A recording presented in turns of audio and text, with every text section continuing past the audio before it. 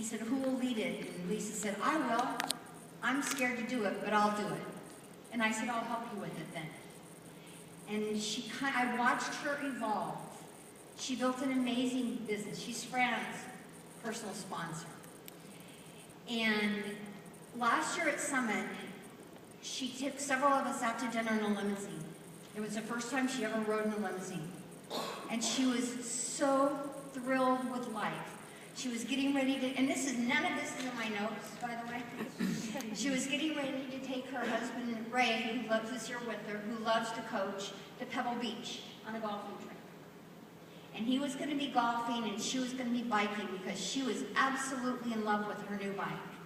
And in fact, her bike got delivered while we were at Summit last year. And that night at dinner, we had to keep saying, no, Lisa, you can't go home to get your bike. And Rebecca, who's sitting right there, who is Lisa's accountability partner, gave her all these fabulous biking things. She introduced her to the world of bikes.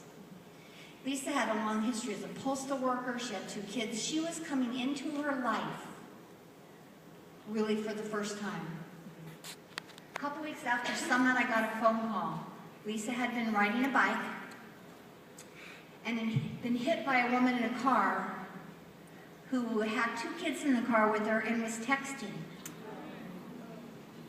Goosebumps, yep. I scream at people in the next car, stop texting! Do you not know Lisa Collins? Stop texting. And she was hit the windshield and flung 20 feet into the street and suffered a traumatic brain injury. And all this year, if I've been afraid of doing something, I think of Lisa. Lisa's here today. Lisa's in a wheelchair, but she's here today. She's planning to do the P90X workout. She said this morning, I'll do it somehow. I'll do it modified. We will do it.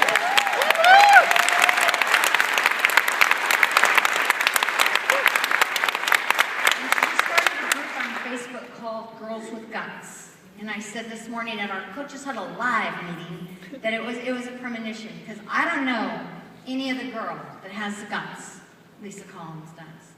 And as we visited her in the hospital, she was in a coma for quite a while, and then I was there when the nurses were testing something and she actually moved her foot and one of the nurses started crying. They couldn't believe that happened.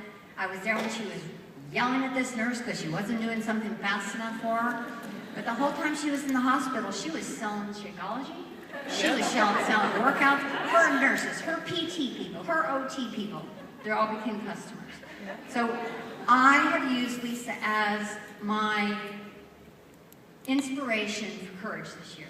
Because it truly took a lot of courage for me to get up here in front of you today.